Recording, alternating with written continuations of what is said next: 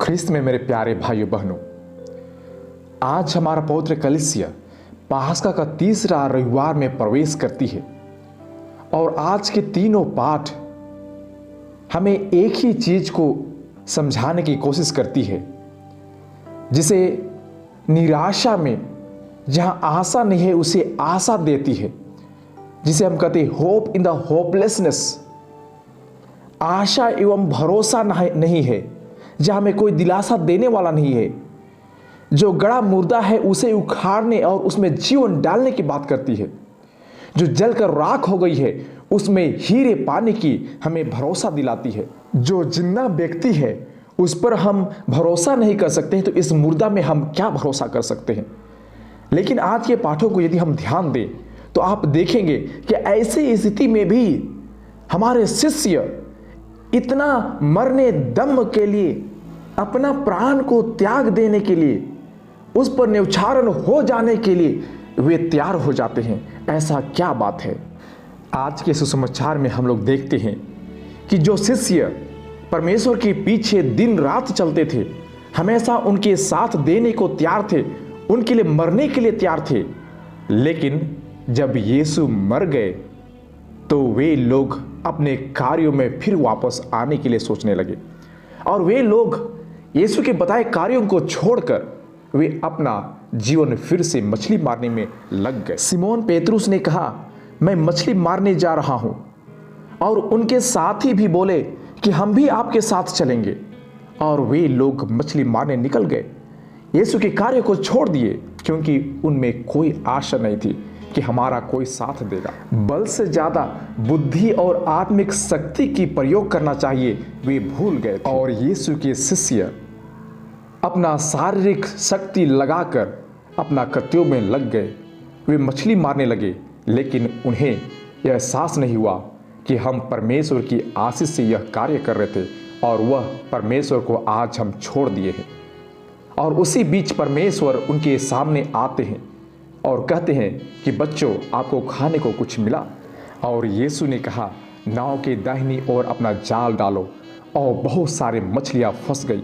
उन्हें विश्वास नहीं हुआ कि एक शब्द में इतने सारे मछलियां कहां से फंस सकती है। यह तो वही परमेश्वर जो शब्दों से पूरा दुनिया को चलाता है, अपने शब्दों से सब कुछ करता है, वही तो नहीं है। लेकिन उन्हें पूछने का भी साहस नहीं था। लेकिन उन्हें यह विश्वास हो गया था कि वही परमेश्वर जो मृतकों में से जी उठा है, उन्हीं का कार्य इतना महान हो सकता है। और इसलिए जब शिष्यों ने देखा कि यीशु मसीह मछली और रोटियां तोड़कर उन्हें देते गए, और वे लोग समझ गए कि यह परमेश्वर का ही कार्य है।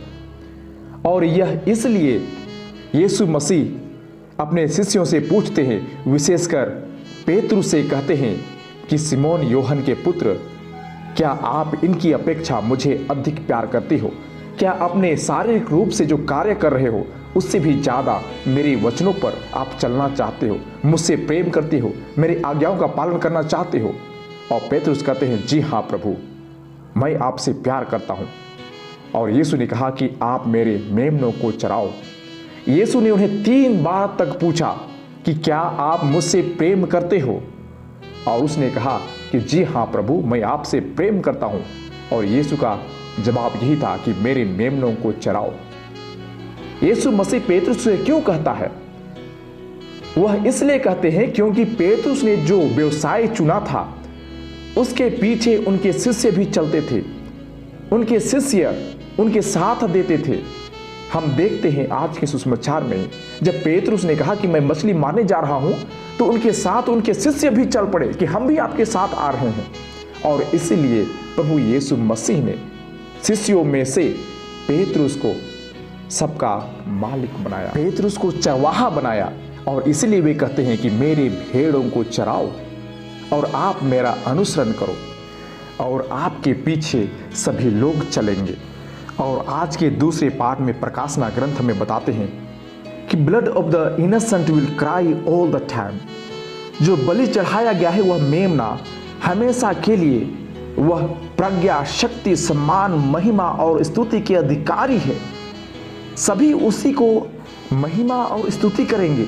आकाश और पृथ्वी और पृथ्वी के नीचे समुद्र के अंदर के सभी जीव भी उनकी आवाज को सुनेंगे, क्योंकि वे सर्वशक्तिमान और सिंहासन पर विराजमान प्रभु यीशु ख्रिस्त हैं। वह युगानुयुग उसकी स्तुति होगी, उसकी सम्मान होगी, उसकी महिमा होगी। और सभी प्राणी यह आवाज देंगे कि जैसे वे आदि में थे, अब और अनंत काल तक वैसे ही होंगे। आमीन आमीन। प्रिय भाइयों बहनों, ईश्वर के कार्य को, सच्चाई को कौन सह सकता है? कौन अच्छाई के राह को हमेशा अपना सकता है? वही व्यक्ति जो परमेश्वर पर विश्वास करता है, भरोसा करता है। जो सच्चाई को जानता है वह अच्छा कार्य को करने से कभी नहीं हिचकेगा, बल्कि वह हमेशा अपना जान का परवाह किए बिना वह हमेशा अच्छाई को करने के लिए वह अपना जान न्यौछावर करने को तैयार हो जाएगा। जैसे आप बिच्छू को बचाने जाएंगे, आप जान रहे कि वह बिच्छू मर जाएगा, लेकिन यदि आप बचाने जाएंगे तो वह आपको डसेगा, सांप आपको काटेगा, लेकिन आप जानते हुए भी आप उसे बचाएंगे, क्योंकि आप जानते हैं कि यह बेसहारा है। आप उसे बचाएंगे और वे आपको काटेंगे, मारेंगे, लेकिन भी आप अच्छाई को जानकर उसे बचाने की कोशिश करेंगे। वैसे ही आज के पहले पाठ में भी प्रेरित चरित्र हमें बताना चाहते हैं कि लोग, महायाजक, प्रधान याजक शिष्यों को रोकते हैं कि आप लोग क्या कह रहे हैं? आप उस मृतक व्यक्ति के बारे में क्यों कह रहे हैं? आप यीशु मसीह के बारे में बोल के हमारा बदनामी कर रहे हैं, आप मुझ पर आरोप लगा रहे हैं, इसलिए आप उनकी शिक्षा का प्रचार करना बंद कर दो। और उनके शिष्य कहते हैं कि हमारे लिए सबसे बेहतरीन यही है कि हम लोग मनुष्य की अपेक्षा ईश्वर की आज्ञा का पालन करना कहीं अधिक उचित है, और हम उसी क्रूस पर, काट पर लटकाया हुआ प्रभु यीशु मसीह के बारे में हम प्रचार करेंगे। हम उस पुनर्जीवित प्रभु यीशु मसीह के बारे में सभी लोगों को बताएंगे, क्योंकि यह जो खूनी राष्ट्र है, यह जो जनता है, हमारे प्रभु यीशु मसीह को जो पाप नहीं किया था उसे लोग मृत्यु घोषित किए, उसे दंड आज्ञा दी, लेकिन परमेश्वर ने तीसरे दिन जी उठा। और इसलिए हम इस परमेश्वर महात्मा को, परमपिता ईश्वर के पुत्र को हम सभी लोगों को बताएंगे और हम इसकी स्तुति करेंगे, इसकी महिमागान करेंगे। और वही हमने आज के दूसरे पाठ में देखा कि पूरे संसार, आकाश, पृथ्वी, समुद्र के नीचे और ऊपर सभी प्राणी उसके सिंहासन युगानुयुग उसकी स्तुति करेंगे, उसकी महिमागान करेंगे।